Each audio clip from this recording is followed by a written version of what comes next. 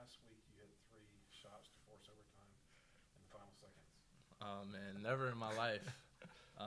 Man, it was just just never quit. It just go down to just never giving up.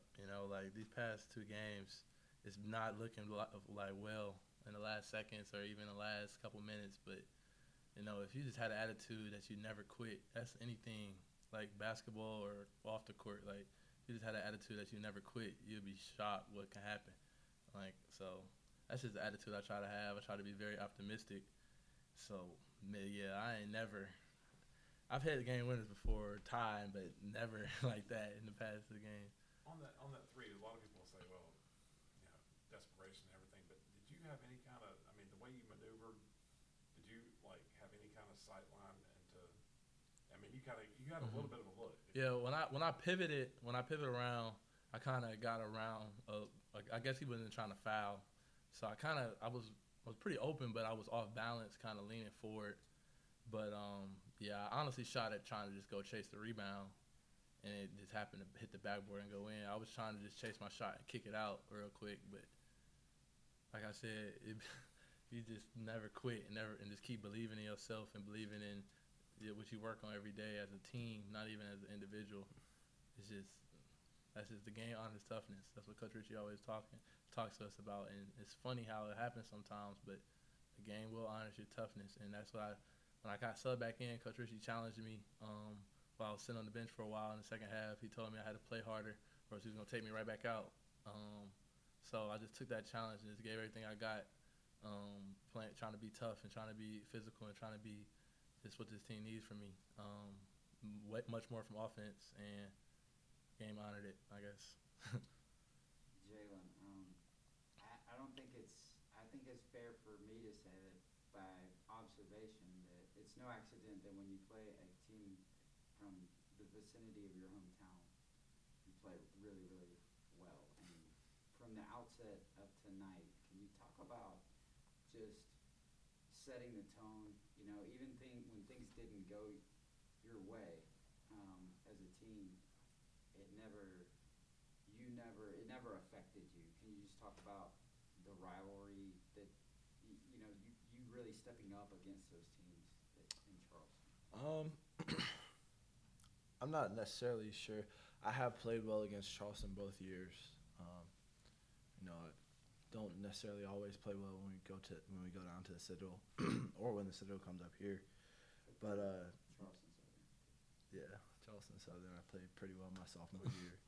But you know, honestly, in terms of not getting rattled, I owe all the credit to Mike, A Dub, Alex Hunter, sorry, Garrett Heen, Conley Garrison. Um, you know, they do a really good job of keeping me even keeled.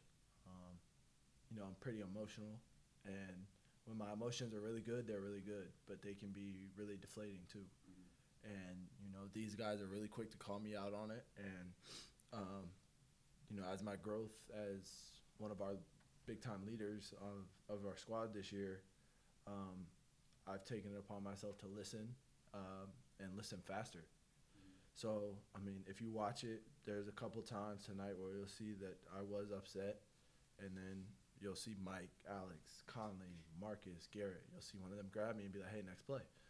All right, well, where do we go from here? What's the next right thing to do? To that point, I guess I should ask Mike this question: how much does it help having a guy that is that emotionally passionate about the game of basketball on your team? And that's what you want. That's what you want. You want people to be on the court with you that care. And one thing about our team this year, and that's probably why we keep finding new ways to win, is we just care so much about each other, about this team. So Slaw is like such an emotional leader and such a just fearless player, and I've known that since the first day we met, summer one, July 2018, June 2018. First day, first pickup, he was trying to dunk on all the seniors. That's who he is. Every time I go home when we play pickup, I gotta make sure he not getting into it with nobody. Like that's it's every time he step on the court. But that's what you want. You don't want anybody that's scared. You don't want anybody that's like into himself. You want people to show that passion. and I thrive myself off passion. So I love him for that. And as a brother, of course we're gonna try to keep it in check. And it's the same way. If I ever get out of line or out of my head, he's gonna do the same thing for me. And that's just what you want. And you look around the country, you don't see people like that. You see teams separated. You see teams talking bad about each other, even in games. But that's not us. And we love each other so much that we gonna make sure we all want to see each other succeed. And like seeing him go for 33 and 13, like it's amazing. Like I say it all the time to him. Like we used to talk about this all the time freshman year when we were both playing 2 minutes a game. Just keep working. It's gonna be our time. And I've had a 30-point game this year. He's had a 30-point game this year. Like I'm just as proud, if not more proud, of him than I was of like what I've done. Like this is how it is. And man, this is gonna be one of my favorite wins just because it's how hard we played and gutted it out and how much we came together. And when you see that, you know, like it's hard to think that we can't do anything, you know. So, Jalen, their leading scorer Meeks had like 14, seemingly off the bat tonight. Yeah. And he finished for 14.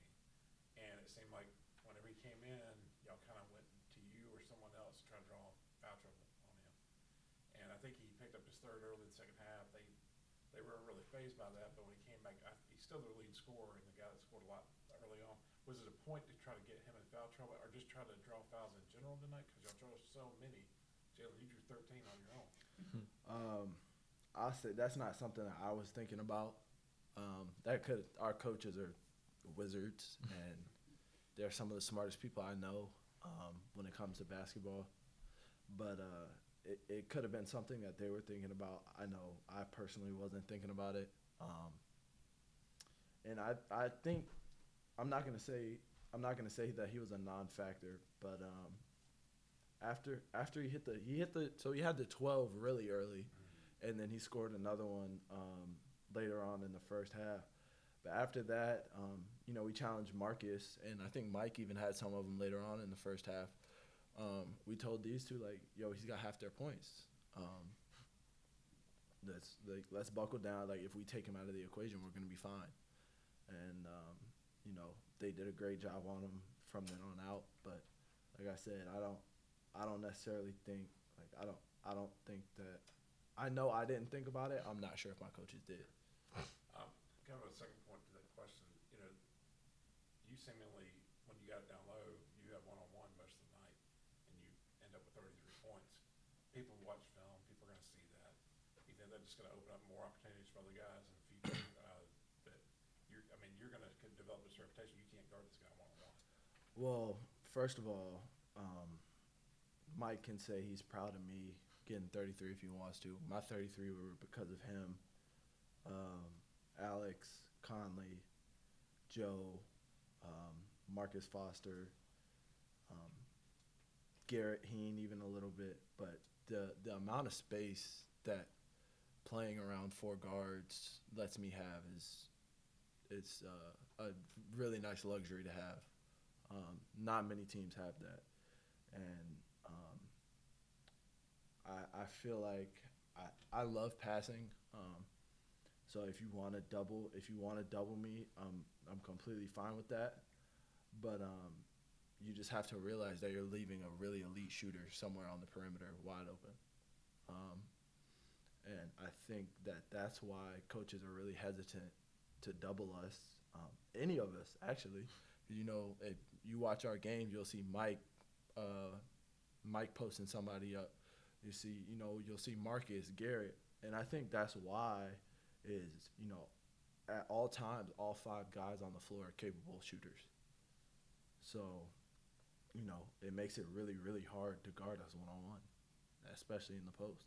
And if you want to come double, now you're giving up threes instead of twos. Mike, if you want to just comment on the difference that Joe Anderson made. I know you guys chart ball deflections, and they're like from the outset of him coming into the game. I think the first play he knocks the ball away. Like, can you just comment on that? He had 5 steals in one half. 17 minutes. 17 minutes. Joe Anderson, man, I'm so proud of that kid. Like, he's worked so hard, and he was a guy that's been working every day, all summer, all fall, and kind of just with the depth of our team, just hasn't gotten a crack as much. And it's really easy when you're a guy that's as talented as him, 2,000 points in high school, basically ran the whole state of Tennessee his senior year of high school. Like, he's the man. So, like, he's really had to dot himself coming here, but, like, that's the beauty of our program. You look around the board, and that's everyone had to wait their turn but be ready if it gets called one night. And I'm talking Joe is like tonight, Joe's performance was the epitome of our program. Like, I promise you, he did not think he was going in tonight.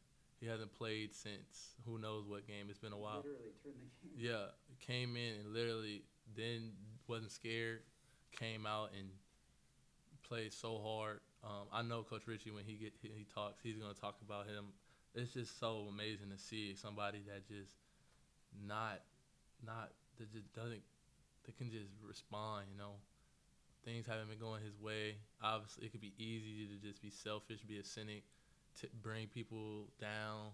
But he always the first person clapping us on and just waiting on that moment. And that moment was today, and he definitely changed the game for us. And he was rewarded for it, and I hope everyone sees that and honestly can be inspired by that. It was amazing to see. Like I said, I'm so proud of him, and yeah, that's just our team, though. That's our program. And then this win was a real, and Mike, this win was a real momentum-building win. A couple tough games next week, and then the UNC game. Just kind of talk to me what this win means to y'all in terms of building momentum for next week in the UNC game. Yep. Coach Ritchie told us in the locker room just a couple minutes ago, like he said, we drawing a line in the sand here. We saw in those last 10 minutes, like, how great we can be when we buckle up and play as hard as we can. And we were kind of forced to today, down 14. But if we come out with that same energy and that same just tenacity that we had when we were down, if we play like that the whole game, we'll be very shocked at how good we can be. And that's really going today. Definitely could be even though we won, most times people say the season turns around on a loss, but in today's win, we can really see, like, when we strap up and really play our hardest and give it all and play together and stay connected, like, what we can really do. We can keep doing special things, and hopefully it won't be special comebacks. Hopefully it just be special just wins, Thank you. Thank you, guys.